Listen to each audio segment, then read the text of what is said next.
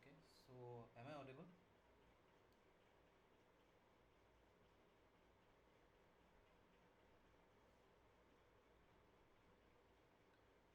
Okay, so I hope I'm I am audible. Uh, so there are two students right now, so I think we can start. So just for the last time, I'm again asking, am I audible? Please, you can just say yes or no, or type yes or no on this chat box. Okay, thank you so much. Okay then. So let's begin with week 1 of this NPTEL course titled Thermodynamics, which is taken by Professor Anand from IIT Madras, and this session, as the name suggests, will be primarily dedicated to discussing some of the concepts that has been already discussed by Professor Anand in the lectures, and then we will primarily focus on solving some questions related to the topics that have been discussed in this week 1 of the thermodynamics course. Okay, so as per my regular agenda, I'd like to go through the topics that has been discussed by Professor Anand in the lectures. So again, I will not dive deep to the entire topics that have been discussed in the session. Rather, I will just skim skim past through the topics quickly. uh, like I will just say the topic's name and just briefly discuss talk about it, and in that if you have any doubt you can just stop me and ask, or otherwise I will just go through the topics and then we'll directly go to the problems. Moreover, I will uh, encourage the students to make this session interactive. Like if they have any doubt, they are welcome to ask. And then again, like if you are not satisfied with the session, like I will try my best to make the session as interesting as possible. But if you're not, again I will just suggest that you go through the lectures. If you have any doubt, go back to the lectures if you have any doubt from this left from this after attending this session, or else you can just put your doubts in the discussion forum of this uh, course. Okay, so let's begin with it. So, as discussed by Professor Anand, thermodynamics is essentially a subject that deals with the conversion and conservation, conservation of energy in various forms. So, primarily there are two modes of energy transfer that is primarily discussed in the context of thermodynamics, that is through heat and work. Okay, and both are low grade energy. I'm sorry, heat is a low grade energy and work is a high grade of energy. So, this gradation of energy we will discuss when it will become clear when we are discussing entropy in this course, so that will become much clearer. Okay, and in this and in this course, as discussed by Professor Anand, we will be primarily dealing with the classical thermodynamics and the continuum assumption of the system. Okay, it basically means that we will disregard the microscopic aspect of the system. That is, we will not go discuss or understand the system in the molecular level or the atomic level. Of course, they in the broader perspective they make very accurate, they give very accurate measurement or analysis of the system, but just for a basic level understanding or as an introduction to the course of thermodynamics, we will try to understand the concepts through the macroscopic approach as discussed by Professor Anand. Okay, so in the context of thermodynamics, uh, there are three primary terms that that a person should know at the very beginning when he is going to introduce, when he or she is being introduced to the subject of thermodynamics. That is, first is the system, sorry, the system, the surrounding, and the universe. Okay, system. That is, system can be basically understood can be basically understood as a region of uh, region of space that we are interested upon, like if the region of space that our focus is that we are focusing upon to analyze can be considered to be a system. Moreover, the system need not to of course the system has a well defined boundary that differentiates it from the surrounding, but this boundary, as the name might suggest, need not to be solid or rigid. This boundary can be physical as well as imaginary. Okay, so this concept is very important to understand. For example, if you are focusing, if you are focusing on a glass of water, and you are trying to analyze the thermodynamic aspects of the glass of water in a steel glass, then your system would be that glass, the steel glass. Okay, and the steel glass would have a solid boundary. And in that case, your boundary is well defined. But you can also analyze a scenario when where you are analyzing the thermodynamic aspects of a cloud, of a thermodynamic analysis of a cloud, or a region of condensed water vapor in space. In that case, you don't have a well defined boundary, right? So in that case, if you are focusing upon a certain region or certain volume of condensed water vapor, then in that case your system in that case would have a imaginary boundary that you are making yourself to analyze the entire system. Okay, in that case you don't have a well defined boundary. So this is the thing that we wanted to make clear, that it is not necessary that for a system to have a well defined boundary. It can have imaginary boundary as well. Okay,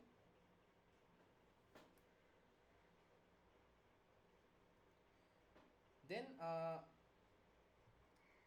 we define control volume. Okay, so control volume can be told as a region of space separated from its surrounding by a real or imaginary boundary. Okay, and in the case of control volume, say if this is our control volume, say CV, then in that case the mass and the identity of the mass may change within the control volume. Okay, so for example, let me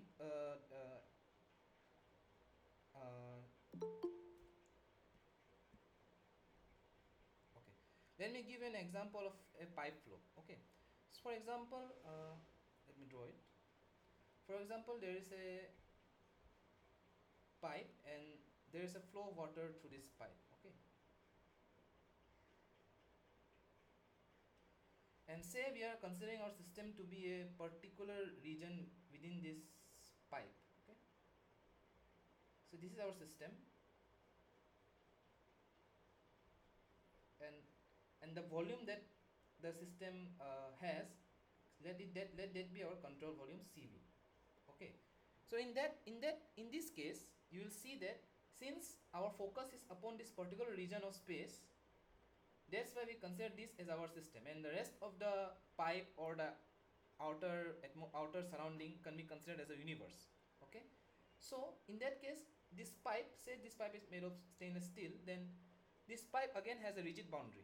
Okay, at least at its lateral surface, and both of its inlet and outlet are like open, so we can consider it to have imaginary boundaries. Okay, in that case, if we consider this cylindrical shape to be our control volume, then you can clearly see that even if the mass is remaining constant, the identity of the mass is changing. It means that whatever flow comes through the inlet, it has to go through the outlet to maintain the continuity. But you can see that even if the mass of the or volume of the water within the control volume is constant, because of the flow through the pipe, because of the flow of water through the pipe, the identity of the molecules of the water within this control volume changes with time. Okay, that's why you can say that in the case of a control volume, the mass as well as the identity of the mass may change. Okay, but in the case of in a system, that is control system, which we can define as a specifically identified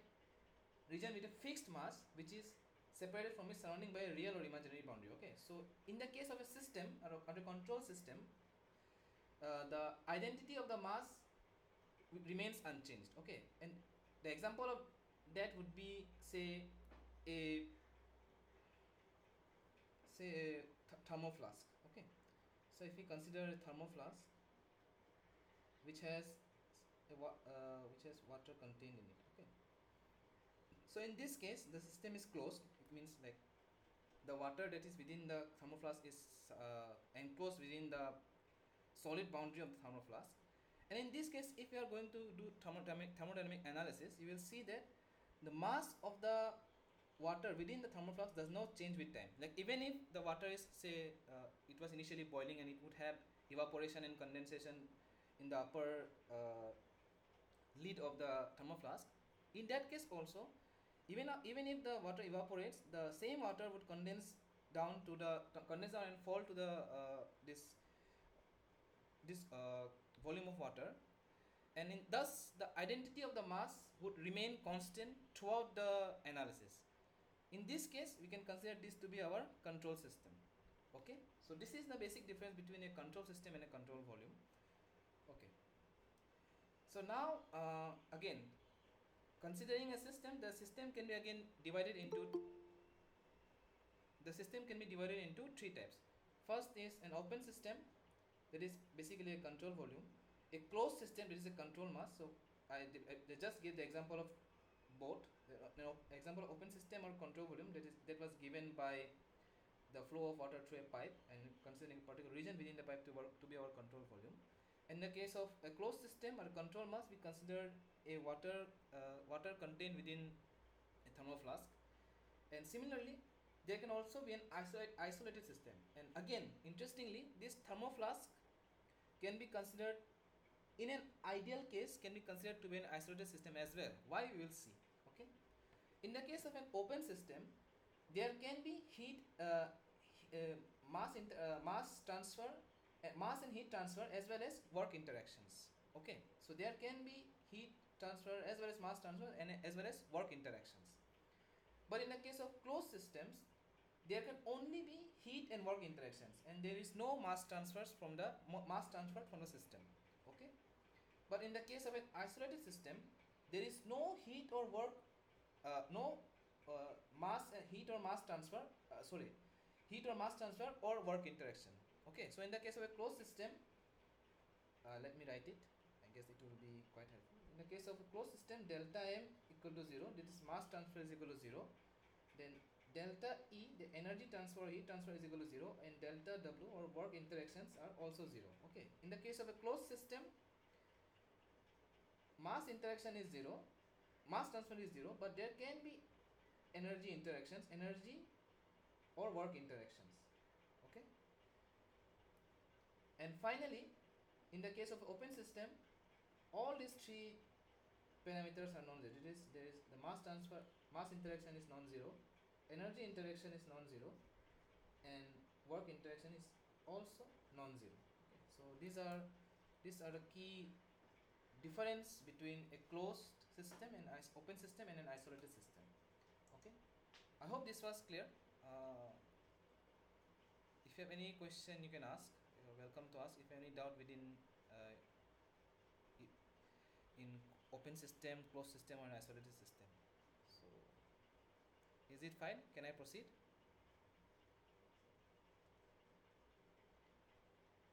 Okay.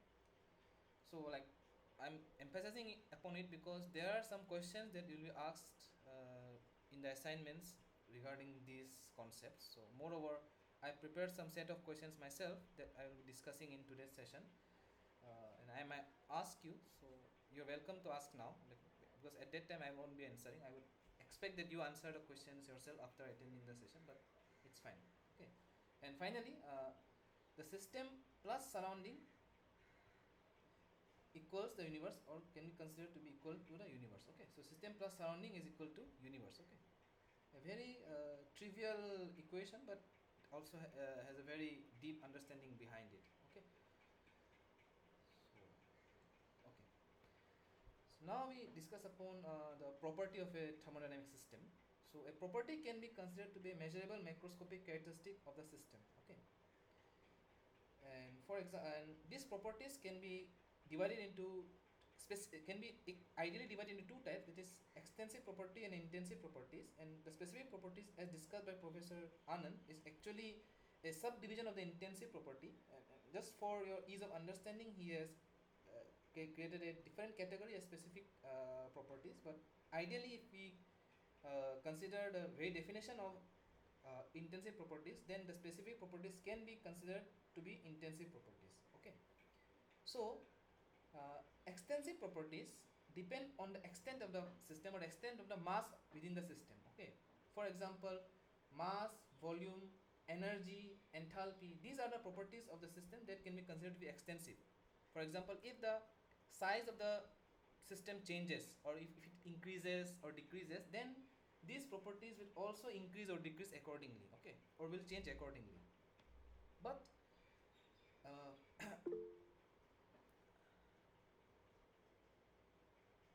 okay, just kindly wait a minute. Okay, then intensive properties can be considered to be independent of the quantity of mass. I saw your doubt. I'll just talk about it after I discuss about intensive properties. I hope that's fine. Okay, so intensive properties can be, okay, thank you. So an intensive properties can be considered to be independent of the quantity of mass, okay, or the extent of the system. For example, if the system increases or decreases, or the extent of the system increases or decreases, in that case these properties won't change because of this change in the mass of the system, okay, or the extent of the system. And example for this includes the temperature, pressure, density, etc. Okay, one of very easy example to understand, one of very interesting example is to be considered is say the resistance and the resistivity. Okay, for example, if you consider a wire of a certain length, and initially if you consider 1 meter length of the wire to be your system, and you calculate the resistance, then you will see that if you increase the system length from 1 meter to 2 meter, the resistance of the wire will increase. But you will see that the resistivity of the wire, since it is a property of the property of the material by which the wire is being made, remains constant. It won't depend on the length of the wire, and it will remain constant throughout all the analysis of your system. Okay, so it will remain constant. So it is a very interesting example. And finally, we have specific properties. So specific properties basically are extensive properties per unit mass. Okay, this will include specific enthalpy, that is net enthalpy divided by the mass of the system. Then specific volume, that is volume of the system divided by mass, and specific energy divided by mass, or any thermodynamic property divided by mass. Of course, within a makes a logical sense, can be considered to be a specific property. Okay, so coming to the question that how to understand isolated system in a better way. Okay, so initially when I was discussing an example of a thermoflask. Okay, so I will again repeat that, and if you have any doubt, you can just write the doubt again and ask. Okay, so I say an isolated system. Okay, so I said that in the case of an isolated system, there is no mass transfer, no energy transfer, and no work interactions. Okay, so in that case, since you see that since the system since within the thermoflask, it is surrounded by the walls throughout its surface, then there is no possibility of this volume of water to come out of the thermoflask. Okay, so that's why there is no possibility of mass interaction. Like even if there is evaporation or condensation, whatever the process is occurring within the system would remain within the system. The mass of the water within the system would remain constant. Okay, so that would satisfy that mass interaction is zero. Sorry, mass transfer is zero. Then since it is a thermoflask, it basically inherently means that the walls of the thermoflask are insulated. Okay, see in I said in ideal case, because since since the technology that we have in our hand is not capable enough to make this energy interaction to be absolutely equal to zero. Oh, I'm really sorry, I just made it non-zero, so it will be actually zero. Okay, I'm sorry. So I'm really sorry. Okay, I made a mistake. So it will be equal to zero. Okay, yes. So since the technology that we have in our hand is not capable enough to make this energy interaction to be absolutely equal to zero, That's why even if there is a slight, even if the insulated material is quite good or quite advanced, then also there is some leakage of heat from the thermoflask because of the lack of the technology that we have in our hand to absolutely insulate the system from the surrounding. Okay, so that's why we have some energy interactions. Okay, and similarly, if there is if there is a possibility of energy interaction, if there's a possibility of energy interaction because of the lack of proper insulation, because of the material used, that's why there's also a possibility of work interaction. Okay, I'm not saying it is absolutely necessary. There might be a case where there is no work interaction, but uh, uh, but because of the fact that the very fact that the surface of the thermoflask is not insulated properly, there is a possibility of energy interactions from within the system, between the system and the surrounding. So that's the case. So in an ideal case, if the walls of a thermoflask was good enough to insulate it from the surrounding absolutely, then it can be considered to be an isolated system. Okay. Uh, Let me give you an example. Let me give you a bit more robust understanding to this case. Okay. So we have not reached to the laws of thermodynamics yet, but the first law of thermodynamics states that from the first law of thermodynamics we can say that of course it's not necessary for you to understand it right now, but I'm just trying to make you understand the case of an isolated system, right, through a crude mathematical analysis. Okay, so from the first law of thermodynamics, delta Q equal delta E plus, okay, so to make it actually to do better for me to write in this way, delta E plus del W or del Q, sorry, del W. Okay, so this is the definition of it, first law of thermodynamics for thermodynamic process. Okay, so now if you consider this case for an isolated system, uh, since there is no since there is no possibility of heat transfer because of the insulation, this term will go to 0.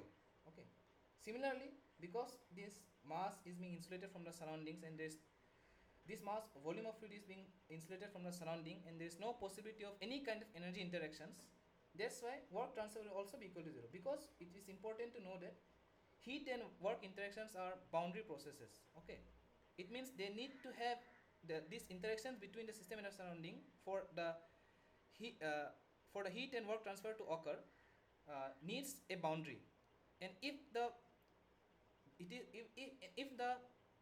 boundary itself is being insulated, that prevents any kind of heat interaction or interaction between the system and the surrounding, in that case both the heat interaction and the work interaction would be 0. Okay, and that's why the work interaction will also be 0 in the case of an isolated system. So we're left with the equation that it will give us that del dE or delta E is equal to 0. It will basically mean that the energy of the system would remain constant. Okay, so this is a very good an insulated thermoflask, or a thermoflask is a very good example for an isolated system, but more or less you can again consider any kind of system that prevents any kind of heat and work interaction and is closed from all its faces or surroundings to be an isolated system. Okay, of course you can give some more examples from your own side. That's completely fine, but I hope uh, it was understood. Or okay, thank you so much. Okay, then we have discussed properties of a thermodynamic system. Now we discuss state. So a state can be defined as the set of all properties that is completely required, that properties required to completely define a system. Okay, so this part, that is how a state is defined, I guess Professor Anand has used very good examples. He has used different graphs and even a map of India to define a state. So I will just go through it a bit fast because I think that I won't be good enough to make you understand as good as Professor Anand. So I would suggest that if you have any doubt regarding it, you can go back to the lectures. But through the very definitions, it means that a thermodynamic state is a set of all the properties that are required to completely define a system. Okay. For example, let me go through a graph. Okay. So for example, if we consider a temperature volume graph, okay, these are the examples that were discussed by Professor Anand in the lectures, so it's nothing new. Again, if you have any doubt, you can just go through the lectures once again. Okay, that's a good practice. Okay, so now if you know the in this particular plot, okay, in this particular temperature volume plot. Alright. Now, for example, for a particular thermodynamic system, we are drawing a temperature versus volume plot. Okay. Now, if we know the volume of the if we know the volume of the system, say 25 meter cube. Sorry, say in this case it is say 18 meter cube. Okay. If we know the volume of the system to be 18 meter cube, now from the very from the very basic understanding of graphs, you know that if you're only able to define a particular uh, coordinate or the volume of this volume, say 18. Now, now this line, see this line, this particular line. Let me just draw it.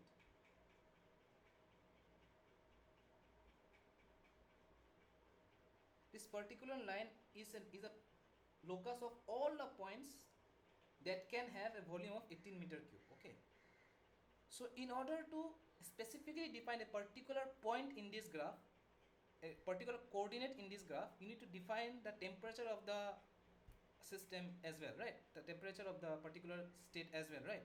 So now if you are able to define a particular temperature to this particular volume, say 350 degrees Celsius, it's not necessary to be absolutely correct.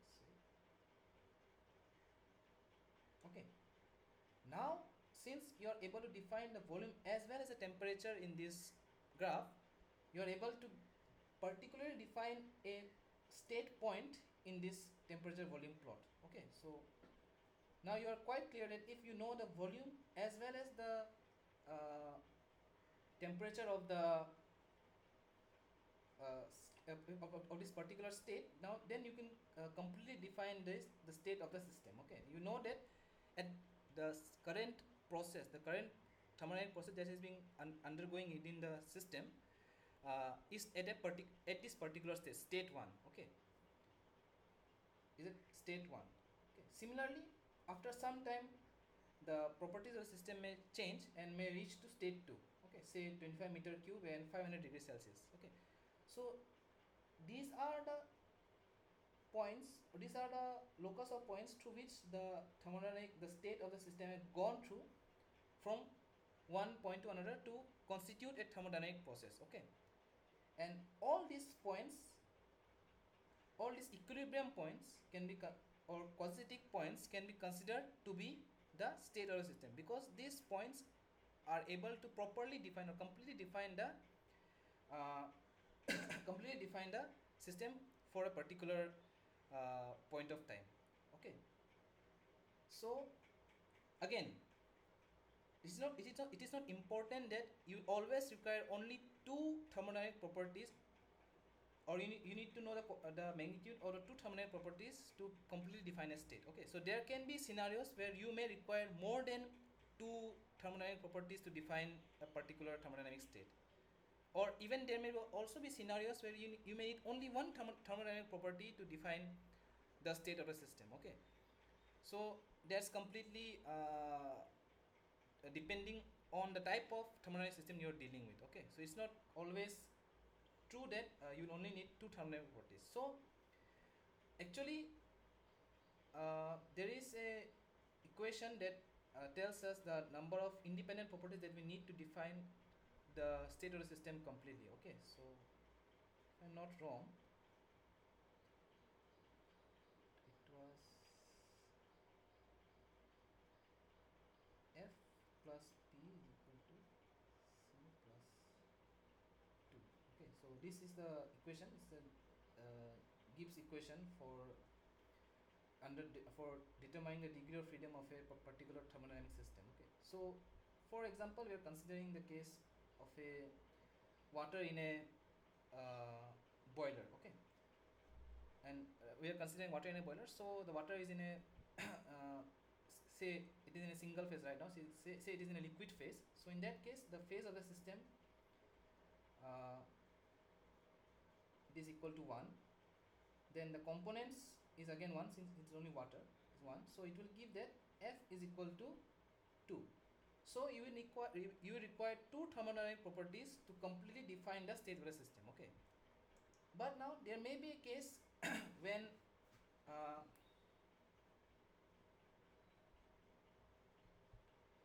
when the water may boil and may coexist in two phases, that is in liquid and vapor phase, like in the case of uh,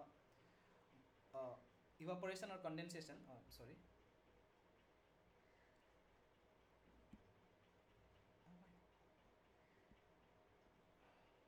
Okay. So in the case of evaporation and condensation, yeah, exactly. In that case, yeah, the water. Oh, I'm extremely sorry. Okay, so I am facing a network connection disconnection here. Okay, it's back. I'm sorry for the delay. There was some network issue from my side. I'm extremely sorry for it. Okay, so as someone of you suggested that.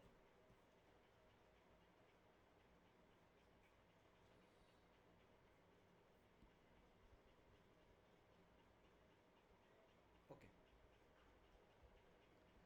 as you suggested, wet steam. In that case, the water and the liquid state and the vapor state of the water coexist. So in that case, the phase will be equal to number of phases will be equal to 2. So in that case, if we again solve this equation, you will get that F is equal to, again components is 1, so 1 plus 2 minus 2, then it will give 1. So degree of freedom is 1. So in that case, in the case where the water is at saturation state, then in that case you will need only one parameter to completely define the state of the system. It is either the temperature or the pressure. In that case, if you know the saturation temperature, then you can accurately find the saturation pressure of the wet steam, in the of the of the wet steam. Okay, so I hope it was clear. It's a very interesting concept, like what are the number of properties that we need to know to completely define the state of a system. Okay, so it's a very interesting, and if it is, and it's good if you can remember this equation, that F plus P is equal to C plus 2, where F denotes the degree of freedom or number of independent coordinates that you need to know to define a state of, completely define a state of the system. P is the phase number of phases in the system. C is the number of components within the system, and 2 is just a constant here. Okay. Okay then.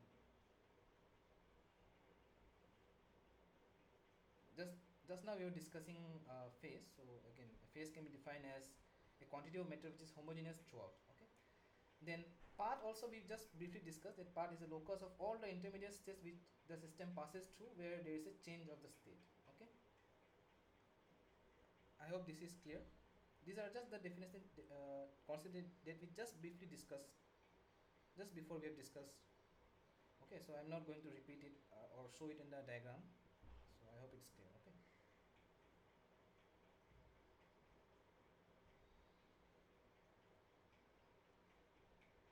So a process occurs when a system changes from one state to another. Okay, so let me help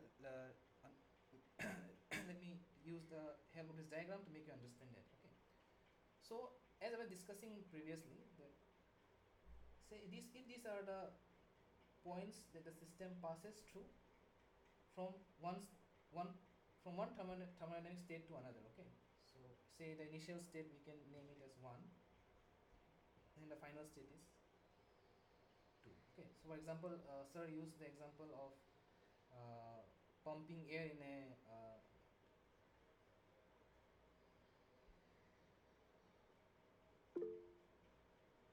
okay, yes, Kumar, if you have any doubt you can ask.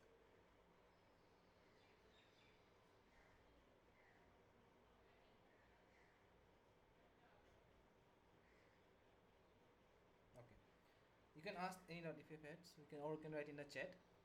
We are briefly going through the concepts, and then we will discuss some problems regarding the uh, this week's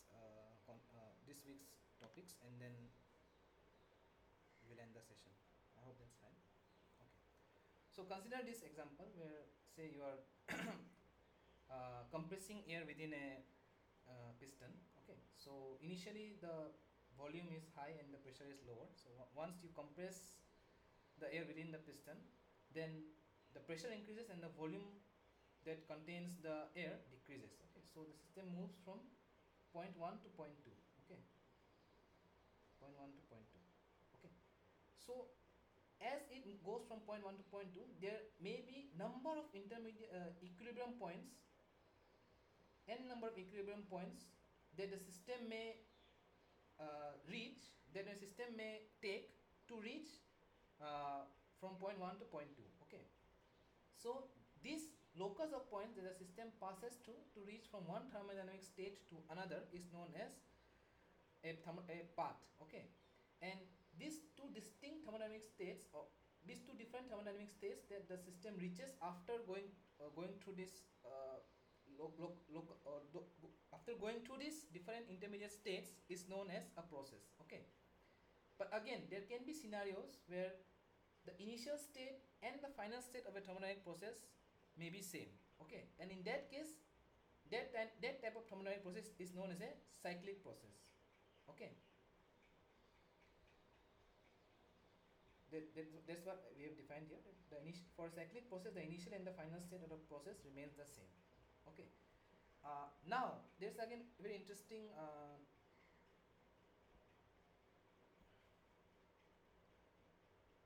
sorry. Okay. There's a very interesting topic that I want to discuss. That is the case of a quasi-static process. Okay. So by the very naming, you can understand that quasi-static, it basically tells that it's almost static.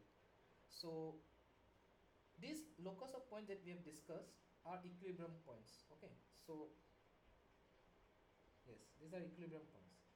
Now for a system to be quasi-static, the process the system has to go from one point to one equilibrium point to another equilibrium point, and say for the system to go to from point 1 to point 2, so, and for the process, and for this process to be quasi-static, the system has to go through this n number of or infinite number of equilibrium points in the state phase. Okay, in the order PV plot.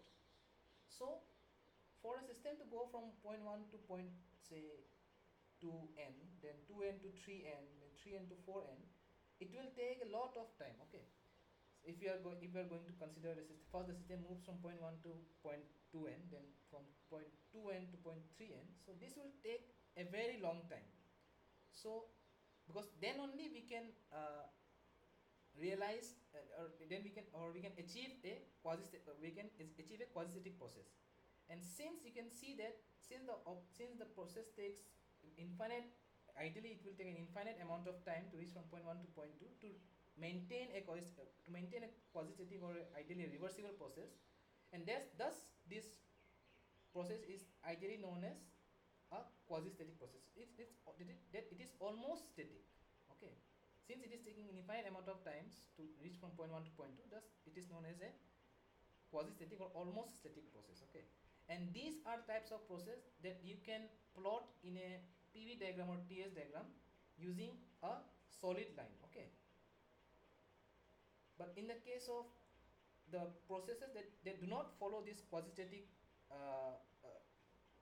manner, those processes are considered to be irreversible and thus cannot be represented as a solid line in the PV diagram. Okay, and thus they are represented as dotted lines. They are represented as dotted lines in the PV plot. Okay, so this is a very important concept to understand. Okay, the difference between reversible and irreversible processes. Okay, and of course, the very proper understanding of these processes uh, could be achieved once we are aware with the concept of entropy or irreversibility. But then also, just as a precursor to understanding those concepts, I am saying that irreversible processes are denoted as dotted lines on the PV plot. So this is an irreversible process.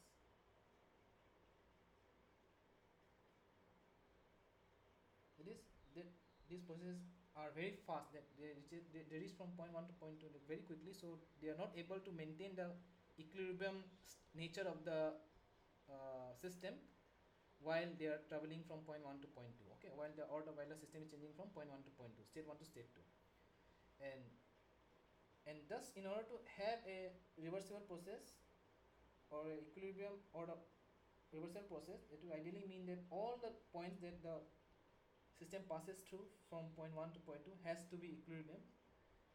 So in that case, in order to achieve this, the process has to be quasi-static or almost static. So the process will be very slow, and only those type of processes are represented as solid line in the PV diagram. Okay, let me just write it: dotted line or dashed line or solid line. And of course, this is just a this concept that may not be of very high interest, but again, this is once, since you are now being introduced to the subject of thermodynamics, you need to know about the ways in which the different processes are denoted in the PV diagram. Okay, so once you are dealing with more advanced topics, they will not the books, or you are dealing with more advanced textbooks, they are not going to explicitly mention that this process is irreversible or reversible. So there are very specific notations that they use to define the processes, and they will expect that you have a basic understanding of thermodynamics, and you will ideally know that if the process is denoted by a solid line, then it is a reversible process or quasi-static process. And in the case if it is denoted by dotted line or dashed line, they are irreversible processes. And these things we are eventually going to see when we are discussing, say, different cycles such as Otto cycle, Diesel cycle, or Rankine cycles. So we'll see that how those are actually ideal cycles that we assume it to exist, but in reality, since our technology is not good enough to achieve those ideal states, we actually are dealing with irreversible processes or various irreversibilities in those cycles, and thus those irreversibilities are then denoted as dotted lines or dashed lines in the PV and the TS plots. Okay, so I hope this topic was clear. Okay, of course it's trivial, but again very important to know. Okay. Okay, so now we will be discussing the topic of exact and inexact differentials. Okay, so again, this topic was very extensively discussed by Professor Anand in his lectures. I guess this was the longest lecture video that where he went from showing what's the difference between the exact and inexact differentials, and how the expression for d phi. I'm sorry. How the expressions for d phi and del phi are obtained, and how they are different. So this was extensively discussed in the lectures. Okay, so then also I'll just go to the expressions once again, like how they are derived. I'll just go to them once, but frankly I will suggest that Professor Anand has used a very good graphical representations to make you understand the difference between exact and inexact differentials. Okay, again, I'm not going to put that much effort to make you understand that thoroughly, but I would say that it will be very good if you go through the lectures once to understand this concept, because it's a very important concept to understand, not only from the perspective of thermodynamics, but in the perspective, in a general perspective of engineering. Okay, because you will deal with this whenever you're dealing with partial differential equations or ordinary differential equations. So it's very good. It's a good practice to understand this concept. Okay. So here we will be dealing with exact and inexact differentials and state functions and path functions. Okay. So you will eventually see that the change in the state functions can be represented as exact differentials, and the state change in the path functions can be represented as inexact differentials. Okay. So as the name suggests, state functions are the properties that do not depend on the way or the path through which the process had undergone to achieve that particular state. Okay, but in the case of path functions, as the name itself suggests, they will depend on the path the system has followed to achieve that particular state. Okay, and here as a to have different mathematical notations, we use d phi to represent exact differentials and delta phi or d cut phi to represent inexact differentials. Okay, and thermodynamic properties are exact differentials defined at a state, or it is basically in equilibrium conditions, depend only on the state of the system. Okay, that is the initial and the final point. Okay, they do not depend on how the different states were achieved in a particular thermodynamic system. Okay, but heat and work interactions are considered to be inexact differentials, and they depend on the process or the path, or they depend on how the particular thermodynamic process was achieved. Okay, and you will see that these the different processes or the paths that they're suggesting actually the actually different mechanisms or different conditions that the system has to follow to achieve that particular state. For example, if you want to go from point 1 to point 2, you can have, say, a isobaric process or a constant pressure process to achieve that state. Okay, to go from point 1 to point 2, or you can have a constant volume process that you can go from point 1 to point 2 having a constant volume condition. Okay, so these are different ways or conditions that can be used to achieve point 1 to go from a particular from initial state to a particular initial state to a final state. Okay, and heat and work interactions or the inexact differentials would depend on the particular process or path that the system has followed to achieve these two different states. Okay, but in the case of state functions or in exact differential, it will not depend on how this particular state was achieved. Okay, so for example, the very from the first law of thermodynamics itself, let me give an example. It is del q is equal to del E.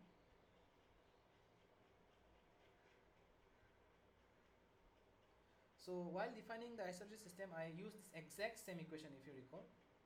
Moreover, I will again share the notes, so you can just check it again. So you will see that I have represented delta q as d cut q,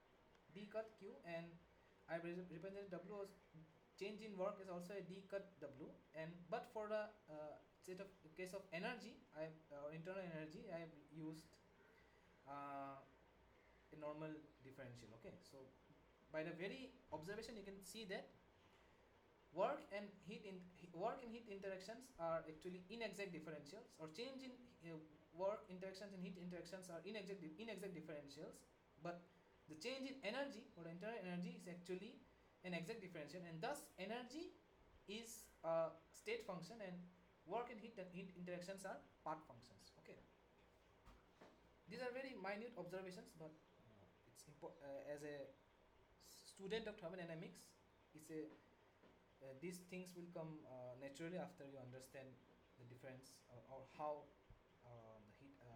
why there's a concept of hidden exact in exact differentials. Okay. Okay, so again, the thing is that I will find it very difficult to make you understand this concept of exact this change in the properties and how the case of exact differentials in inexact differentials can be taught can be understood by the use of graphs. So since I do not have the graphs, I would find it a bit challenging to make you understand that. So that's the tricky part. So then also I will just go through the expressions, because as it is expected that you go through the lectures once at least, then so that once you are in the problem solving session, then uh, once like the tutor is going through the concepts, you can just stop him and ask if you have any particular doubt regarding that concept. But still I will just try to go through the concept once. Okay. So I'm really sorry that I do not have those beautiful graphs that Professor Anand used to make you understand, because that was the very best way possible to make you understand this concept. But then also I will just try to go through it once so that you're able to understand. Okay. So consider that a function z is only a function of x. Okay. So in the case of Professor Anand, he used this kind of plots where he showed that the property is does not depend on. Let me just draw it. I hope it will be a bit more helpful. Okay. So he used this kind of plots. Okay, and he used some planes as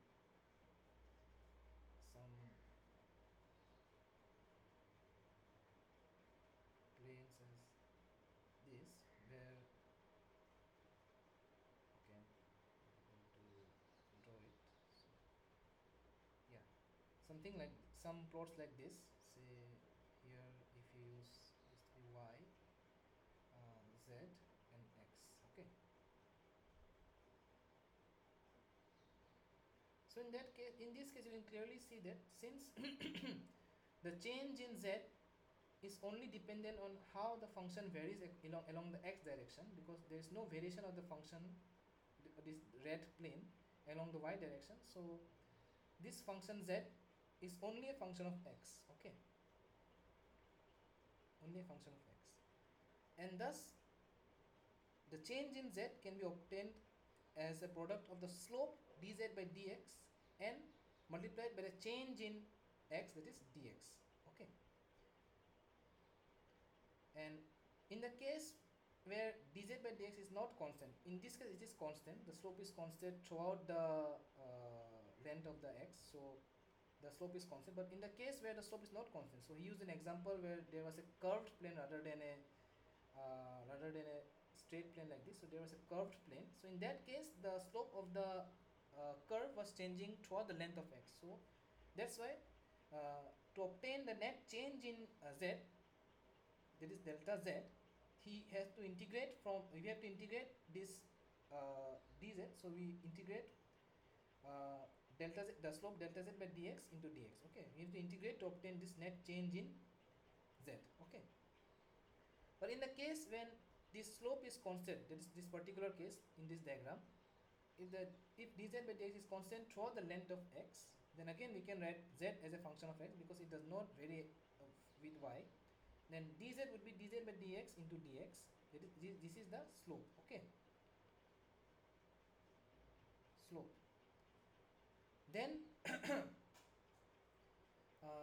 for that particular case, say if you know the slope, if you have the slope to be equal if the slope is constant throughout and the slope is equal to 2, say the slope is equal to 2 for that particular case, then you can take out the slope out of the integral 2, and then delta z will be equal to 2 into integration of delta dx. Then you will have that delta z is equal to 2 into delta x. Okay,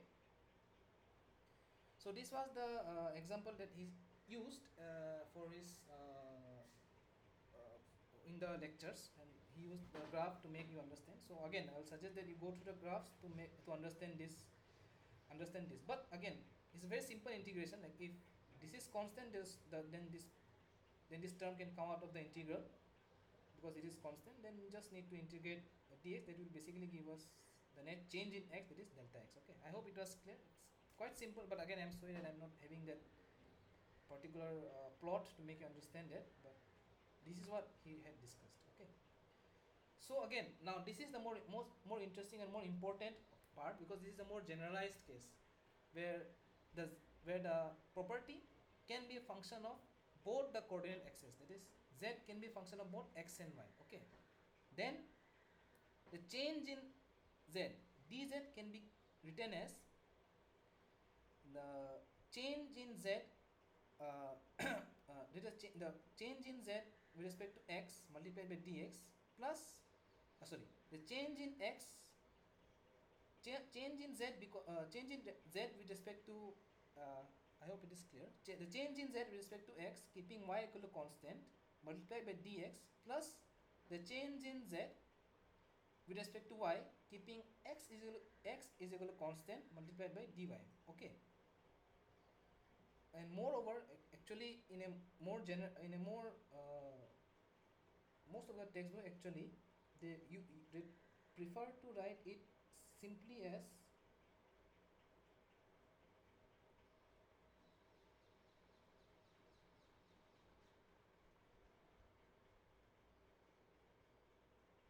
okay, like since if say and given that z is a function of x and y. Okay, so this notation, this see, this is not actually not dz by dx. Okay, so this is actually complete differential and this is partial differential. Okay, so the very concept of partial differential would implies that we are taking the differentiation or the differentiation of x only z with only respect to x. Okay, so del z by del x would mean that we are taking a differential of z only with respect to x. So we not consider a differentiation the change in z with respect to y. Okay, similarly del z by del y would imply that we are only considering the differentiation of z with respect to y only. Okay, so but as a introduction to partial differentiation, some textbooks tend to write denote it as y and x, where it will mean that while considering this differentiation we are considering y to be constant, and while considering this differentiation we are considering x to be constant. Okay, I hope it was clear. Okay, you can just write it in the chat box or just say something if you have any doubt, because this is very important. Okay, thank you so much, Sindhuja. Okay, so again, similar to the previous exercise, to find the net change in z we need to integrate this function. Then we integrate it separately, then we will have delta z is equal to integration of del z by del x into dx plus del z by del y into dy. Okay, so this is a very important or very crucial equation. Okay,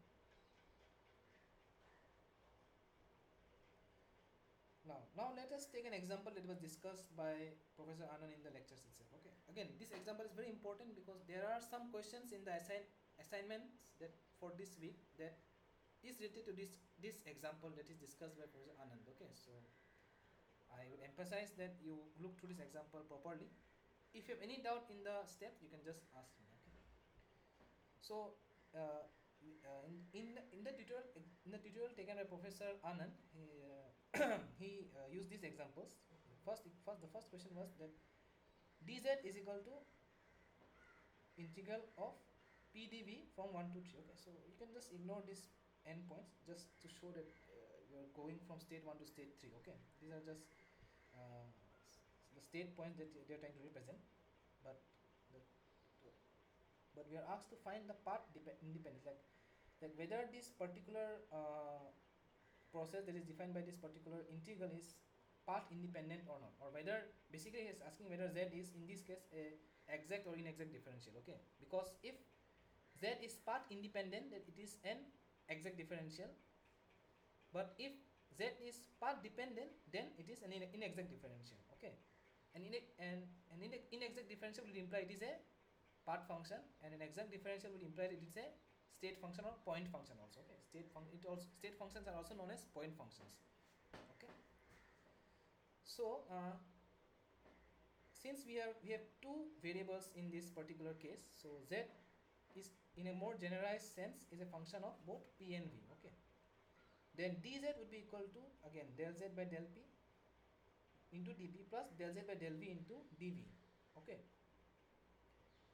so in order to find the exactness of this integral, we have a particular general step that we follow. Okay, for example, let me just go through this concept once. Okay, this is very important, so I would like you to focus on it one for once.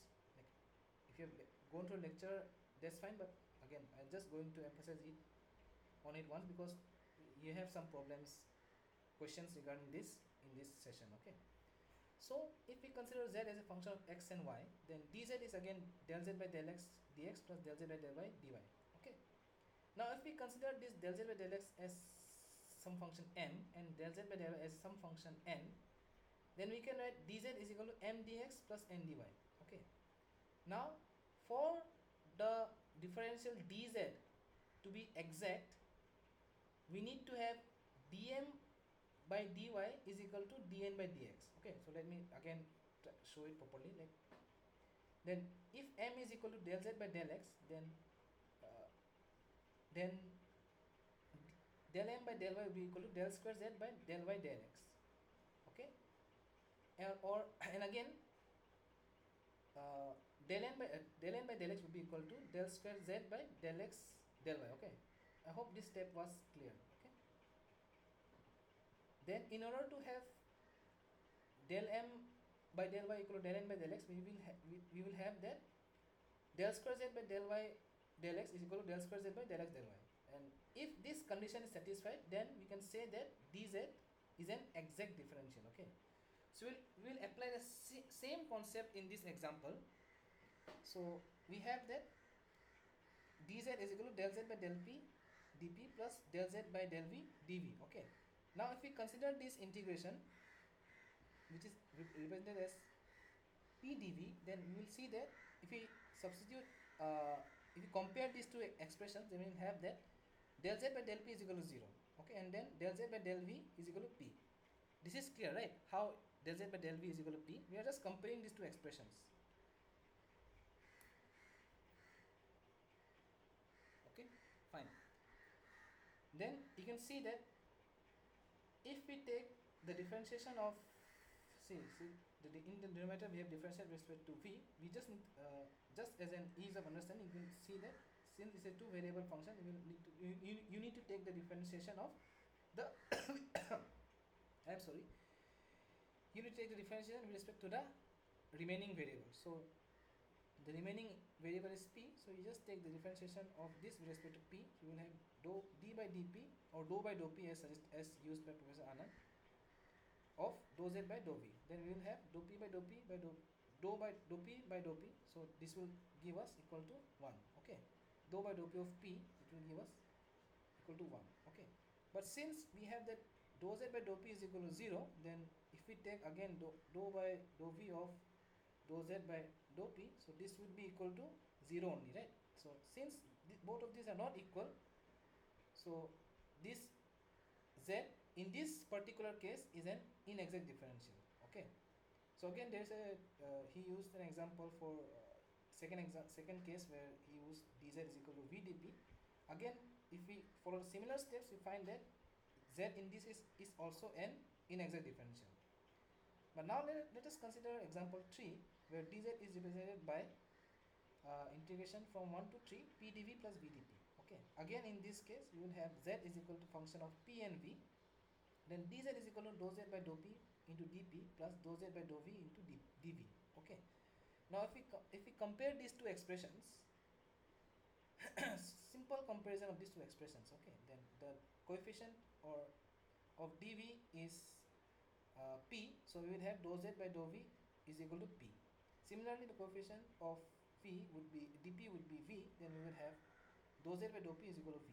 Okay, now if we take the differentiation of this with respect to partial differentiation of this with respect to v, we will have dou by dou v of dou z by dou p, where we have then we will have dou z by dou v into of v, we will have equal to 1. Similarly, now if we take the differentiation of this with respect to p, we will have dou by dou p of dou z by dou v, which will give dou by dou p of p, which will be equal to 1. Now if we see that since we will have dou square z by dou v by dou p is equal to dou square z by dou p by dou v, since this expression is satisfied, it will suggest that z is an exact differential. Similarly, now if we take the final case as well, we will find that, and I will not again not go through it entirely, you can just see the screen, it's very simple. We will find that z is an inexact differential in this case. Okay, see, I have emphasized it again and again because we have some examples. So now once we are dealing with that particular question, I would expect that one of you will solve it and tell me the answer. Okay, I will not go through it entirely myself again. Okay, though I have the solution myself, but I will not go through it. I will expect that you give me the answer. Okay,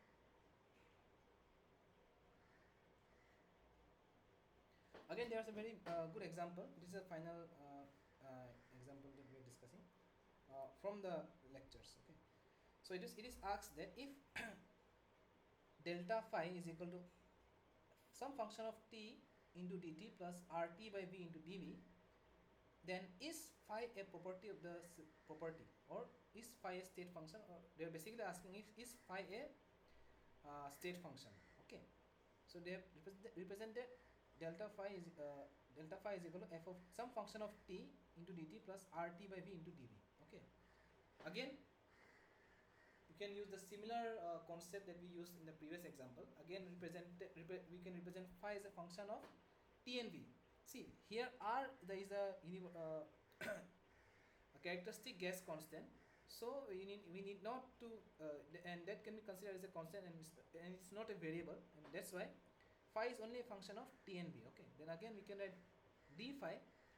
We are writing d phi because we do not know right now that whether this is a exact or inexact differential, so this is just an intermediary notation. Okay, because if we represent change in phi as d phi, then it will inherently mean that phi is a state function, but since we do not know right now, this is just used for the intermediate steps. Okay, then change in phi d phi can be represented as dou phi by dou t into dt plus dou phi by dou v into dv.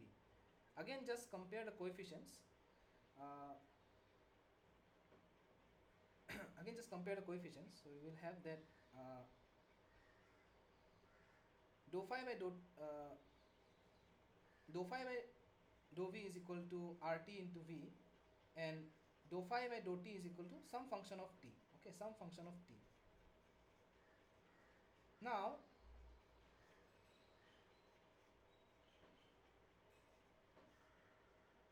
okay, so actually these steps were incorrect, and let me just write it again. Okay, so we find that this is some function of t, and this is equal to rt by v. Okay, now if we take the partial differentiation of this related to v, then we will have dou by dou v of some function of t. This will give us that this partial differentiation will be equal to 0 because this function is only a function of t. Okay, so dou by dou v of some function of t will be equal to 0, but if we take the partial differentiation of this with respect to t, that is dou by dou t of rt by v,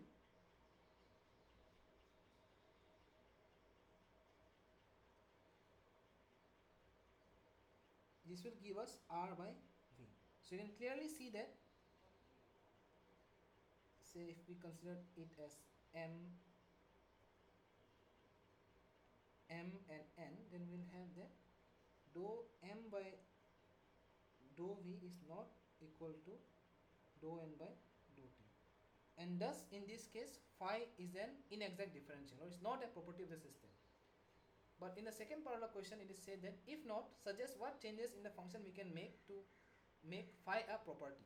Okay, thus you can see that if we go down here, like if we rewrite the equation as d phi is equal to some function of t into dt plus r by v into dv, now in this case, if we take the differentiation of this with respect to t, we'll get that this is also equal to 0. And thus, since dou n by dou v will be equal to dou n by dou t, in that case we will have phi as a property of the system. Okay, I'm not writing it explicitly, but I hope it is clear. Is it clear, or I have to write the steps as well? It's quite simple. Okay. If there's, okay. Thank you. That's fine.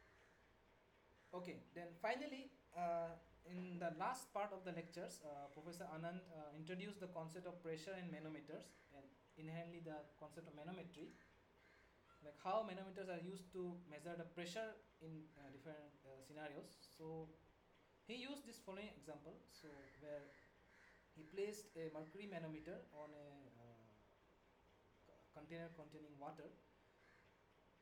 So this fluid within this manometer is mercury. Okay, and this is a fluid that whose pressure he wants to measure. Okay, so he stated that the pressure at this particular space is vacuum, so pressure is 0 atm. Okay, then the pressure because of the atmosphere on the surface of liquid can be measured as the height of the mercury column within the manometer. Okay, then P atm would be equal to rho gh.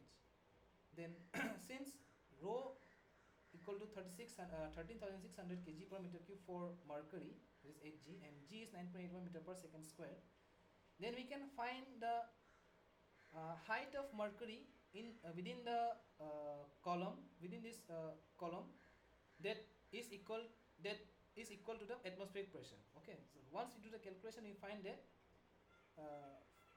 for a mercury manometer, h would be equal to 0.76 meter or 760 millimeter to 760 millimeter. That would be equal to the atmospheric pressure. Okay, so usually pressure can be also be denoted as some height of a particular liquid. Okay, so in general the unit of pressure is Pascal, right? But also sometimes as a engineering, in the perspective of engineering, they can also tell that the pressure at a particular region is 760 millimeter of 70 millimeter of mercury or some other fluid. Okay, so this is also a different notation the engineers use to define pressure, and that's why this concept of the column, the height of the liquid column used to measure pressure is also important, and inherently the concept of manometry. Okay, so now let me go to the questions that I planned for this today's session. Okay, so I hope the questions are visible. Okay, you can write yes or no.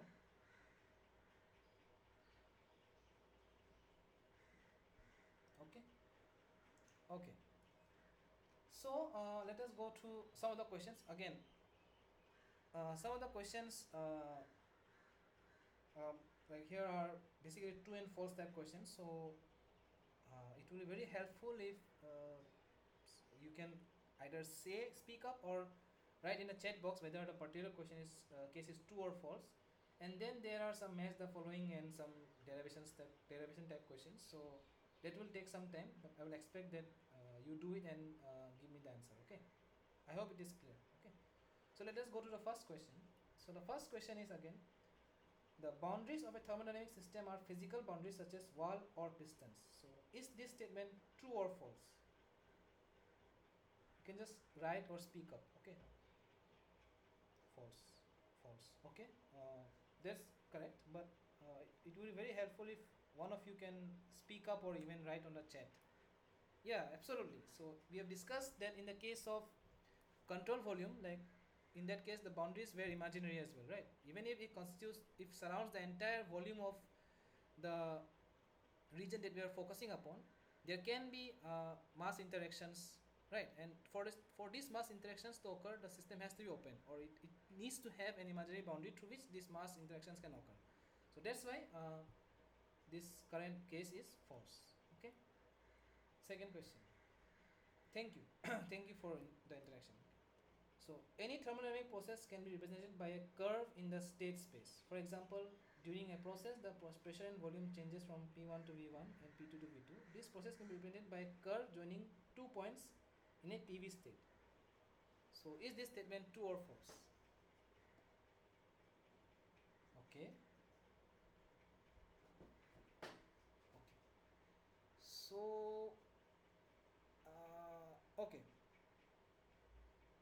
So while discussing, I would suggest that you can just recapitulate some of the concepts that I have discussed today. So I was discussing the concept of reversible and irreversible processes.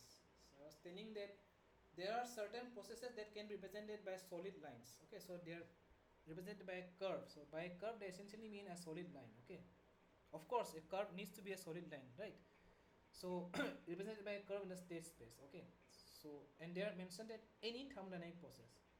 So my question is, can all thermodynamic processes can be represented as solid curves in the PV state diagram? Is it possible, or there are some certain processes that can only be represented as solid lines? Okay, why? You can just write it. Yes, exactly. False, because only reversible processes can be represented as solid lines in the PV diagram. Okay. So, thank you. This was again a tricky question. Uh, that makes us to think twice before answering, so it's a good practice to be aware of that. Okay. Third question: a process occurs if and only if the properties of a system change during the process. Is it true or false?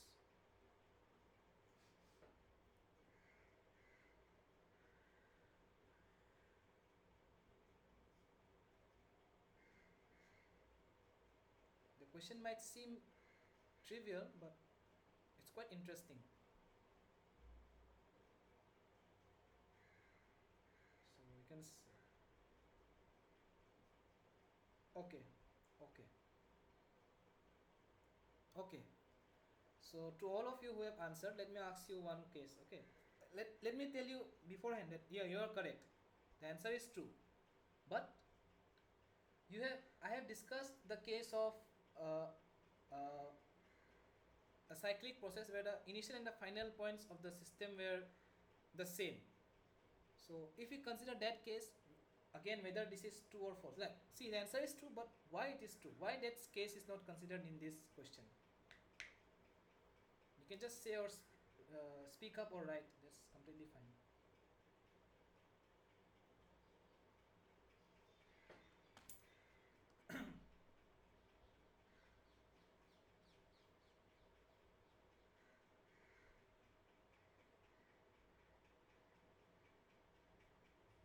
You can give it a try. That's completely fine.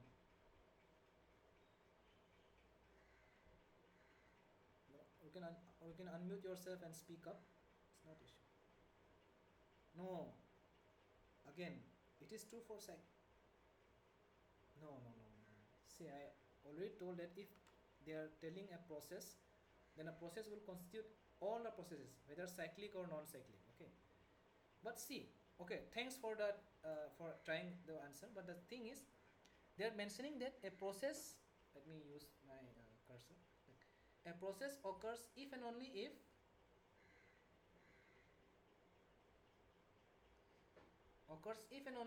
the properties of the system change during the process. Okay, so even if the process is cyclic, okay, let me draw a diagram. So this is a cyclic process.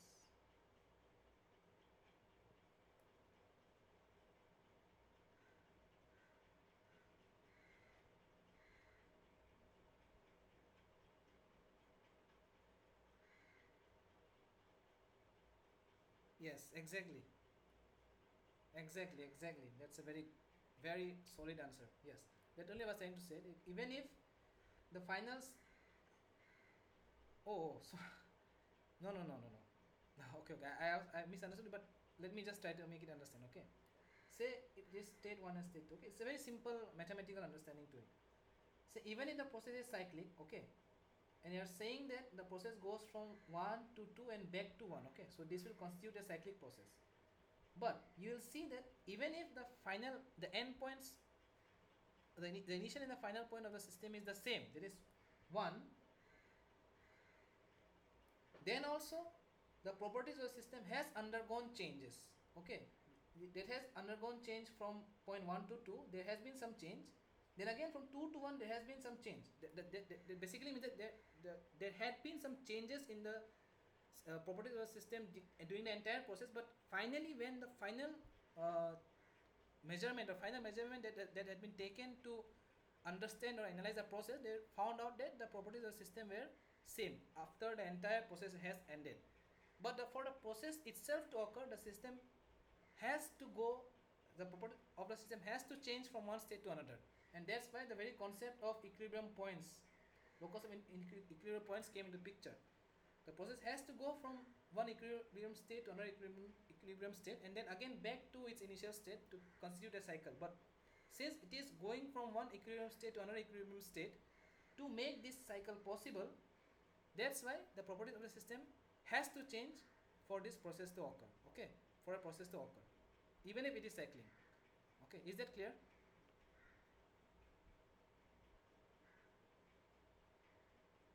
Because otherwise, if there is no change in the properties of the system, then it will basically denote a single point in the PV diagram. Okay, so it will not constitute a process. Oh, okay, sure. Okay, so I'm saying that someone has asked me to repeat the explanation, so I'm repeating it again. Okay, so I'm saying that if this represents a cyclic process, okay, that the system has gone from point 1 to point 2, or I must say state 1 to state 2 and back to state 1. Okay, so now if someone measures the thermodynamic properties of the system, he or she will find that the properties of the system has remained same. Okay, so whatever was the temperature, pressure and volume in this case in the initial state is same as the properties in the final state are also same. Okay, but in order to constitute this cycle, okay, the system has undergone a change from say 1 to say point 2n, then point 3n, 4n, again 5n, 6n, 7n, then back to point 1. The system has undergone different change from different equilibrium points, point 1 to point 2, and again then from point 2 to point 1, and then only it was able to constitute a complete cycle after going to different equilibrium points. So once the system was going from one equilibrium state to another equilibrium state, there had been a change in the properties of the system. Okay, so the change was there. It's not saying that the initial and the final points has to be different. They are not mentioning it. They are saying that the properties, whether the properties of the system are changing during this process. So of course they are changing, but the initial and the final state of the properties are the same in the case of a cyclic process. Okay, is that clear now? Okay, thank you. So yes, it's again a bit tricky question. Like once you consider the concept of cyclic process, then this may become counterintuitive. But this basic understanding that since the system has to go from different states in order to consider a cycle, that's again important. Okay. Okay, now this again a bit I would say lengthy question but simple concept. Okay. So the question is, choose the correct option. So there are different options. So let me just go through it once. You can. Okay. Yes, exactly.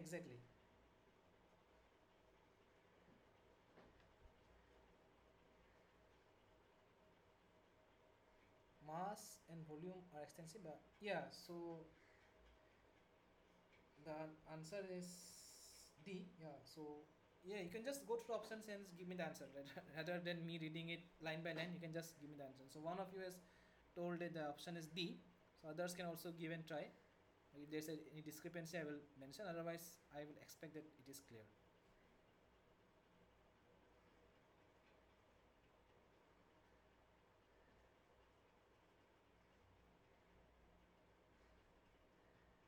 It's a very simple question regarding the basic understanding of intensive and extensive properties.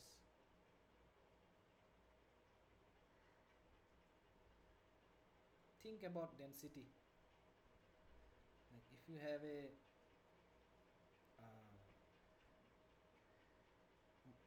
particular, what to say, okay, D.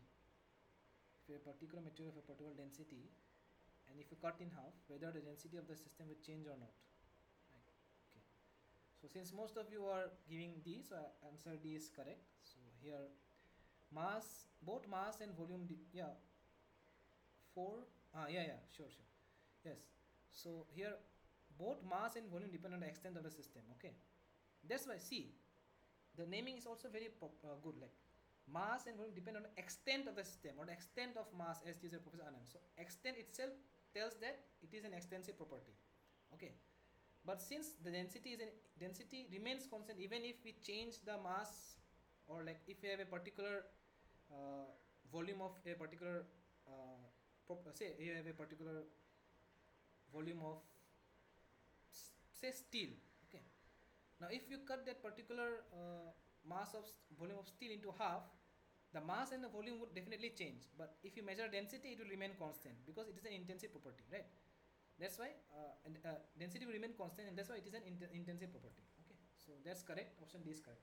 Okay, so now this is a good question. So question 5 tells that q is equal to, q is a function of TNS. If delta q is equal to TDS, what is true about q? Okay, so I will try to okay, so I hope all the options are visible. Since the question was distributed into 2 pages, I was not able to write, I was concerned whether I will be able to show all the options in a single screen, in the screen, but you can see now. So 5C, okay, 1, 4 and 5 are true. Okay, one of you have given an answer, so one of you are saying is option C is correct. So others can also give a try. C, okay.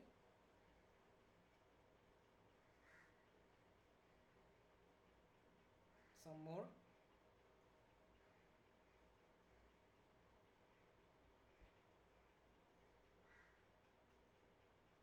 You can take a bit time, then a bit more time, then I will go through the solution once, and then you can just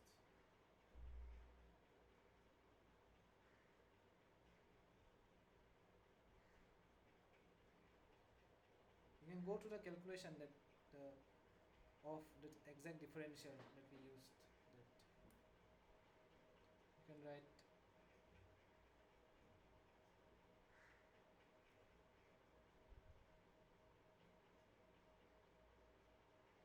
state function. Okay, sure, go through this example once, then I will. State function basically means that it depends on the, it's a point function, basically means that it will not depend on the path followed by the system to achieve these particular states. Okay, I will give you an example, but right now you just go through this option for once, then I will make you understand it. Okay,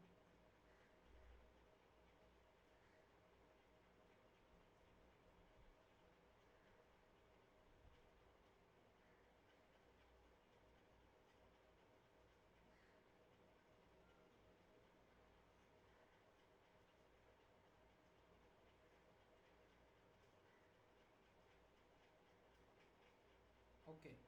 So it seems that most of you are telling the option C is correct. So yeah, it is indeed option C is correct. Okay.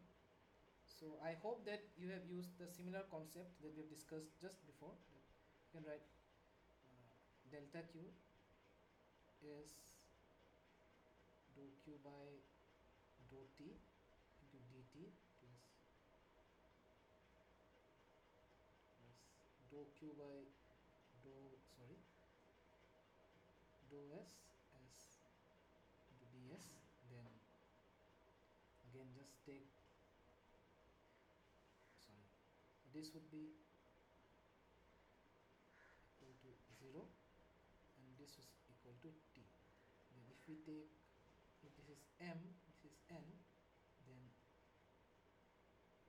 del m by del s would be, dou m by dou s would be equal to dou by dou s of 0, that will be 0. Then dou n by dou t would give us dou by dou t of t is equal to 1. And since dou m by dou s not equal to dou n by dou t, so this is an inexact differential. Okay, it's an inexact differential. Okay, so option 4 would be one. And since it is an inexact differential, it is not a property of the system. And then Q is a path function. Okay, so this tells 1, 4 and 5 are correct. Okay, so yeah, so one of you were asking regarding the a state function, right? So again, I told you that this proper understanding of state function and path functions will only be well understood once you are aware with the concept of entropy and irreversibilities. Okay, uh, then also I will just try to make you understand. So if we consider this particular graph, okay, so it is point 1, point 2. Okay. So this can be a way, say this is PV plot, this can be a way through which we can use reach from point 1 to point 2. Okay, this can and this can be a different way, this can be a different method. Okay, so by different parts I mean different ways through which, or different processes through which uh, state 2 of an object can be attained, or state 2 of a system can be attained. Okay, say if you want to increase the pressure of an pressure of the, say again consider example of piston cylinder. Okay, piston cylinder. Okay, so so if the piston goes up, the pressure increases and the volume of air within the piston would within the cylinder will decrease, so volume decreases. Okay, so we are going from point 1 to point 2. So this compression of air within the piston can be done through various processes, right? We can what we can do is we can insulate the entire piston to make the process adiabatic, right? It can be adiabatic, or we can find a way to make to realize this process, or make this compression isothermal, right? Of course, I'm not saying that it can be isothermal, but there are different ways through which we can achieve this compression, right? By a constant uh, by no heat interaction, so the heat transfer will be zero. That's one adiabatic process, or it can be isothermal process. So there are different ways through which this compression can be achieved. Okay, so these different ways, or different ways by which this process was realized, can be plotted as different parts or different curves in the PV diagram. Okay, and what it states that the net heat say if there was no say if heat interaction is zero, so let me consider work in this case. So since uh, this compression of air within the piston cylinder is a depending on the part of the part of the or the process by which uh, this compression is realized, then this work interaction would depend on the part that was being followed to achieve from state 1 to state 2. Okay, so the path basically implies different parts basically implies different processes that were involved to attain state 1 and state 2. Okay, so this work interaction won't be independent of the path followed. Okay, so different processes would give different net work done to achieve this particular state. Okay, but properties such as the net energy of the system, the net change in energy from state 1 to state 2 would remain constant, would not depend on the path that was being followed, but rather depend on the state points, the initial and the final state points of the system, rather than the path that was being followed to achieve the state. Okay, okay, thank you. So that's what that's what we mean here. Okay, see that's very actually if you consider it, it's a very interesting and elaborate question. Like there is no one word or one line answer to it. Like okay, there's no one word answer to it. Like here I'm saying that if work is depending on the part of the system, then it is a path function, or the process by which the process to initially I said that since work depends on a path that was being followed to achieve the particular state, then it is a path function. But again, if you think it in a deeper sense, what does the path mean? So path here means the different processes through which this work interaction, this state 2 was achieved from state 1. Okay, but again, how the processes are different, right? You can question that also. Then this change in the processes can be actually be understood when we deal with the concept of second law of thermodynamics. That is when we consider entropy or the irreversibilities that occur in different paths that we follow. So if there are ways in which we can reduce the different irreversibilities in the system to achieve different states, then you will see that if the irreversibilities are less, then net work done to achieve the particular state would be also less. Then you can then you can inherently say that since the work done or work achieved, the useful work that we obtain depends on the net irreversibility that is existing in the system, then it inherently says that it is a path function, since it depends on how the states were achieved rather than what are the different states that were achieved. Okay, so that's what actually we mean by why work and heat interaction are path functions. Okay, and also there is a book by P.K. Nag on engineering thermodynamics. Okay, so in that book there's a very elegant derivation to show how the net energy transfer is a point function or state function. Okay, so I would emphasize or encourage you to read that. Okay, why energy interaction is state function. So that would be good. Okay. Okay, let us go to the next set of questions. Okay, again it's very quite simple, but let us just go through it once. Acceleration is sometimes measured in g's, okay, or multiples of standard acceleration of gravity. Ignore this n. Okay, so printing mistake. Determine the net upward force the astronaut whose mass is 68 kg experiences if the acceleration on liftoff is 10 g's. Okay, it's a very simple question actually. You can give it a try.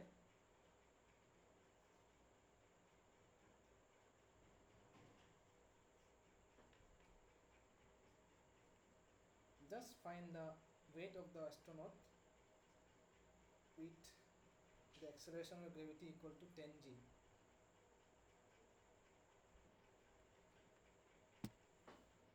G, you can take the standard value of 9.81 or 9.8 meter per second square. So that's completely fine. So simple calculation.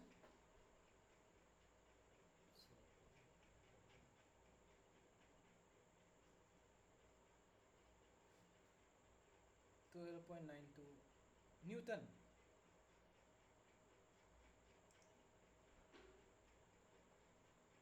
Seems quite low.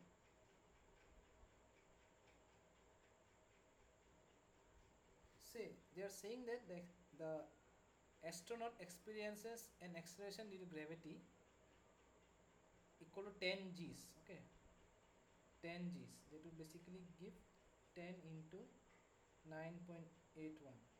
So it will be equal to 98.1. Yeah, yes. Right. Then the net upward force would have to be equal to the weight of the astronaut, right? For the astronaut to take off, the net upward force has to overcome the net weight that the astronaut is experiencing, right? So that would be equal to then upward force F up is equal to weight. That would be equal to, yes, correct, n newtons, right?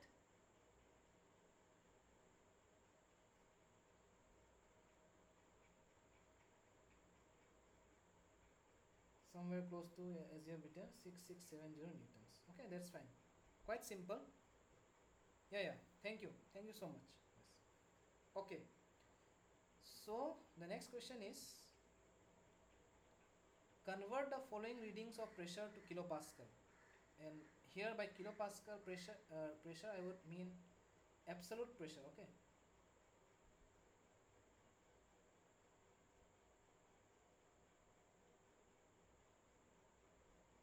So, are all of you aware with the concept of absolute pressure, gauge pressure, and vacuum pressure?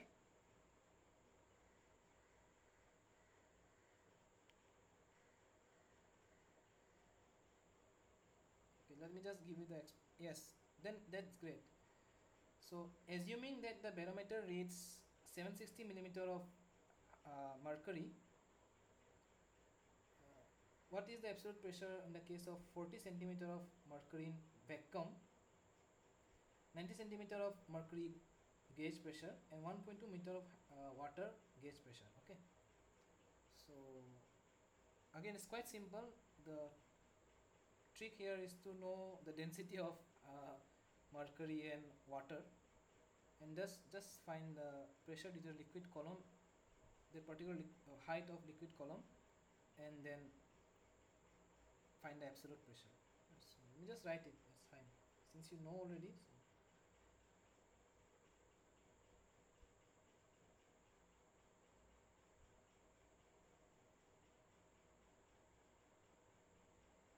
So in the case of gauge pressure, in the case of vacuum pressure, it would be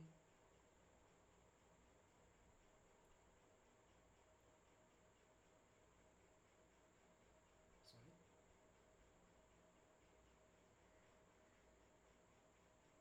Okay. So it's quite simple. The atmospheric pressure would be again be given by is given by this barometer, because the barometer itself is used to measure atmospheric pressure. Okay, that's why they're not explicitly saying that this is the atmospheric pressure. Since barometer is a device used to measure the atmospheric pressure, so they're basically trying to imply is that 760 millimeter of mercury is the atmospheric pressure. Okay, so first you need to find the atmospheric pressure by evaluating rho gh. Right, find the atmospheric pressure, then find the gauge pressure for this, and the vacuum pressure in the case of this. Okay, 360. Okay,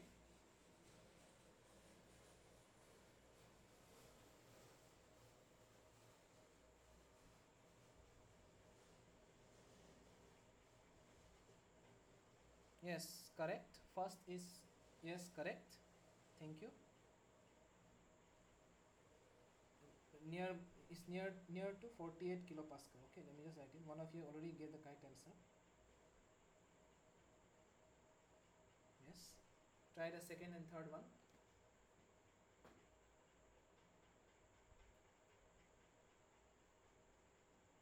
If anybody has a doubt in how this was achieved, you can please ask. Okay. It does not mean that if any others are finding that you cannot ask questions. You can absolutely ask questions.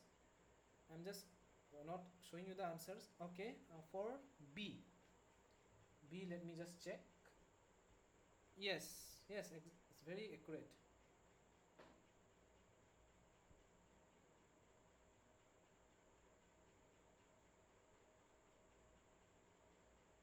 And also, moreover, unless and otherwise stated, you can use G as 9.8 or 9.81 meter per second square. Okay, so this is the 9.81 is actually the more standard one, but 9 is also fine. That's why in these kind of questions they actually mention the range of solution, considering that you might have used either one of them. You can use either one of them. Okay, unless otherwise stated. Okay. Yes.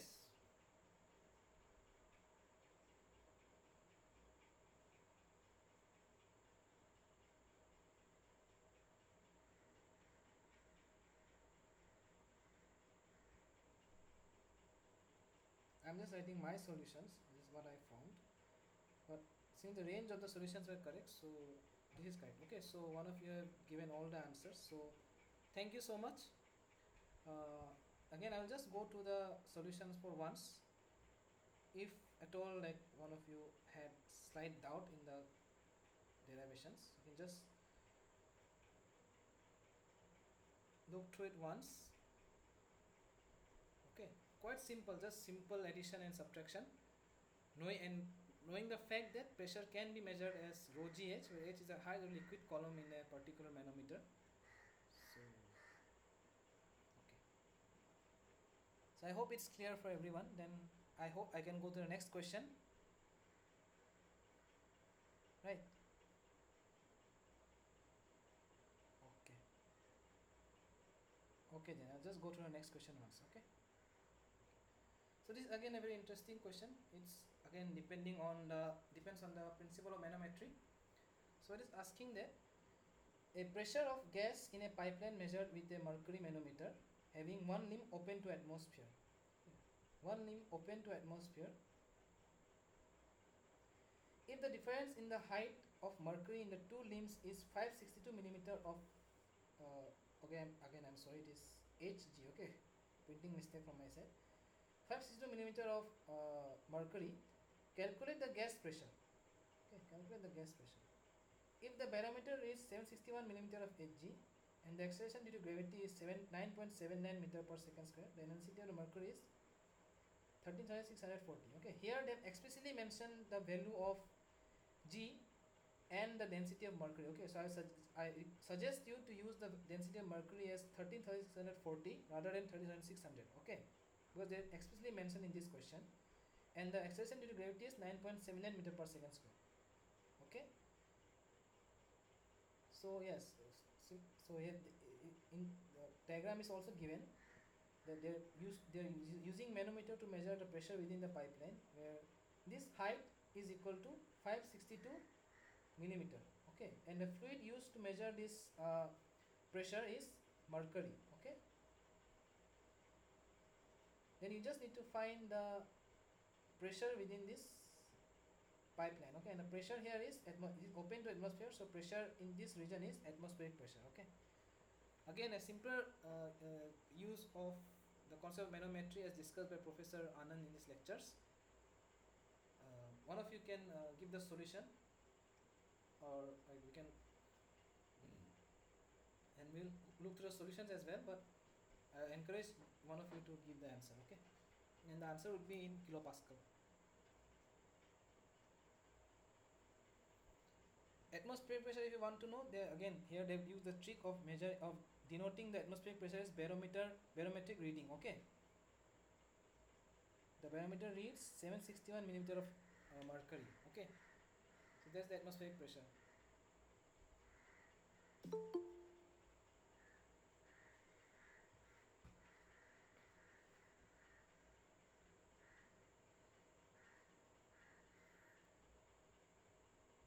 So are you trying to calculate? It's very simple actually. 176. Yeah. Yes, it's very close actually. Mine was 177, but it's completely correct. Yes, thank you. One of you has already solved it. So let me just show you the steps, and then you can try for a bit. Then I can show you the solution. Okay. So here we use the principle of manometry. Okay. So we here they absolutely they explicitly mentioned the datum. They used AB as the datum. So to measure the pressure P, as per the principle of manometry, to find the pressures, what we actually do is we balance the weight of liquid columns above a particular datum. Okay, so if we want to find the pressure P, then P would be actually be balanced by P would be equal to P naught plus rho Hg into G into Z. Okay, Z in this case. Now P naught we need to find as the reading of barometer, which says that it is 761 millimeter of mercury. So we can write it as rho Hg G into Z naught plus rho Hg G into Z, right? And Z naught is 761 millimeter and Z is 562 millimeter. So you can just take rho Hg as common, because both the fluids are mercury, because in manometer also in the barometer also they have used mercury, and manometer also they have used mercury. So rho Hg and G can be taken as common, and we can just add these two heights. Okay,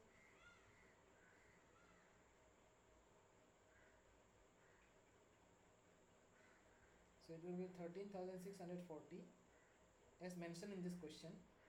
9.79, then 0.761 plus 0.562 meter. This will give answer around 177 kilopascal. Okay, so I hope it was clear. I hope it's clear, right? Again, one more interesting scenario, one more interesting case let me mention.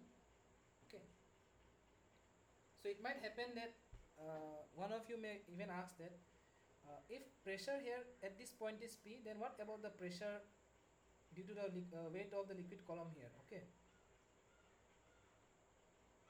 because this also exerts some pressure, this also has some certain weight above this datum line, right? So the principle of manometry should ideally have had some additional pressure due to this liquid column. But the thing is, we have there are two drawbacks in this scenario. Okay, first is we have not we are not given the type of gas that we are whose density we are measuring, whose pressure we are measuring. Okay, so we do not know the material, so rho is unknown.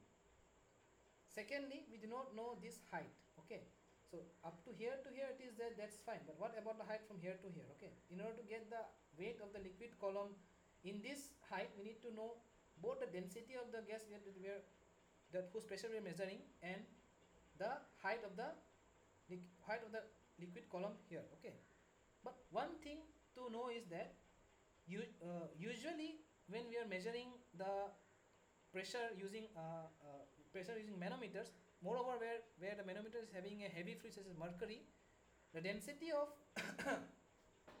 the manometric fluid, mercury in this case, is usually much higher than the fluid whose density whose pressure we are going to measure, right? And moreover, since they have mentioned that it is a gas, then it is inherent that the density of mercury is much higher than the density of gas whose pressure we are going to measure, right? So the weight of the or the pressure due to this height of this gas column can inherently be ignored. Okay, but ideally it should have been there, but since it is a gas whose density is much lower than mercury, so this weight of the liquid column can be disregarded while measuring the pressure due to the flow of gas in this pipe. Okay, I hope this is clear. Okay, because sometimes it may happen that the density of the fluid whose pressure we are measuring and density of the manometric fluid can be quite similar. Ideally it's not the case, but it can be a scenario where we can say that the flow of liquid, the liquid whose pressure we are measuring is oil and the manometric fluid is water. In that case, there is quite similarity in the density of the two fluids. In that case, we need to consider the weight of the liquid column in this region as well. Okay, but there were some discrepancies in this given question where the density of air and the height of liquid column was not given, gas column was not given. That's why we just ignored this pressure due to this liquid gas column. Okay, so I hope that's clear. Okay, thank you. Okay, then we are in the final. Okay, we have two questions left. Sorry. Okay. So question number 9 tells that a piston cylinder device with air at an initial temperature of 30 degrees Celsius undergoes an expansion process. Okay. For which pressure and volume are related. I'm again sorry, printing mistake from my side. Related as given below. Pressure P1, P2 and P3 are given.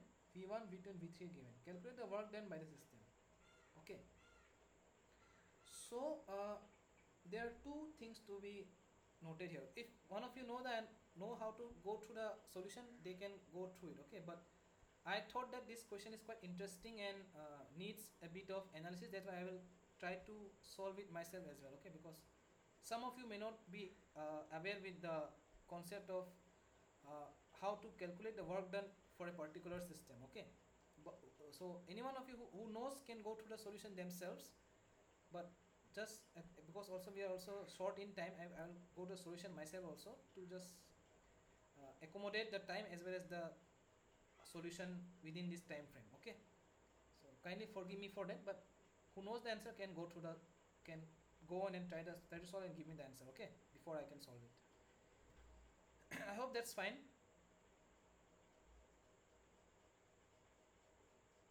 Okay, so this is the given scenario. So this is the table that was given in the question.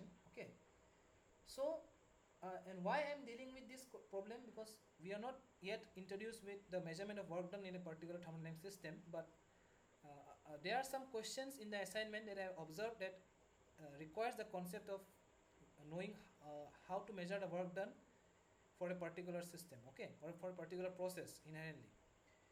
So let me just give you the solution that will help you to solve the question, that question in the assignment as well, okay. So right now, since we have not read the concept, right now you can just take these solutions by you can by heart these formulas or write it down in a paper as something that is already mentioned, okay. I will not go to how they are derived because we are not being introduced to that, okay. So for a polytropic process, okay, so by a polytropic process I mean that the process is in between isothermal and adiabatic, okay.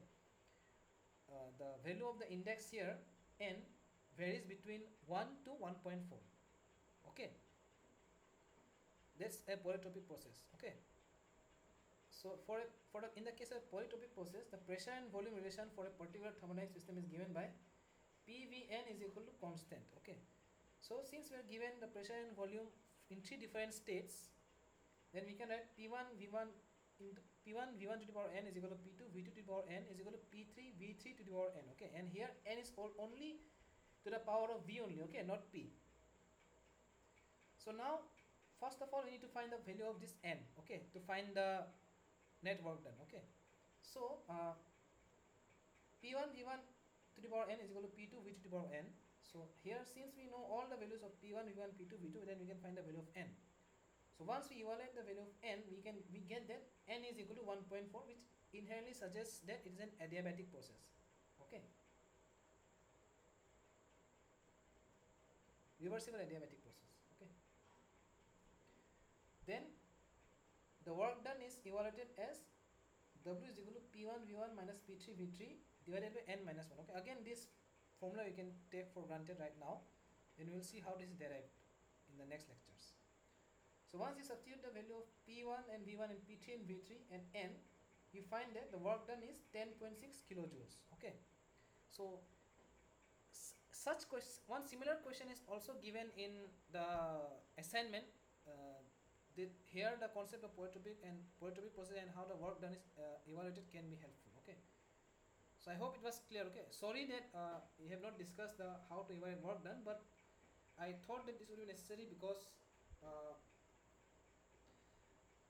one of the questions included such similar question, okay, in the assignment. That's why I introduced it in the problem solving session as well, okay. So for the final question, again simple match the following. So you can go through the options and just tell me the answer, okay. It's quite simple. It's actually very, very simple.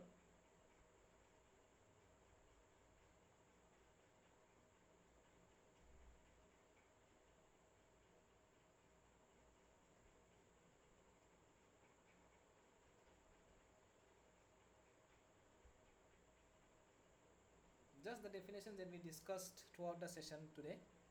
Just remember them and try to match. If they are matching, then it's fine. Then no, then just tell no.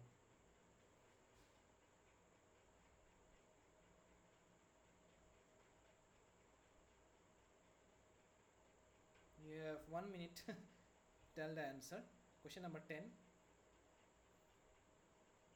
Which of the following has been matched correctly? So, tell. Okay. Yes, indeed, the option is E. That none of the options are actually matched correctly. So actually, if you are going to match, then one would match with one will match with 2. So this would be for 1. Then 4 would be this. Then 3, this would be 3, and this would be this would be 2, and this would be 3. Yes, so that's all, okay. So okay, then that's all from today's problem solving session. And so let us all meet in next week. Okay. Thank you so much. And I'll end the session from my side. Let's meet next week.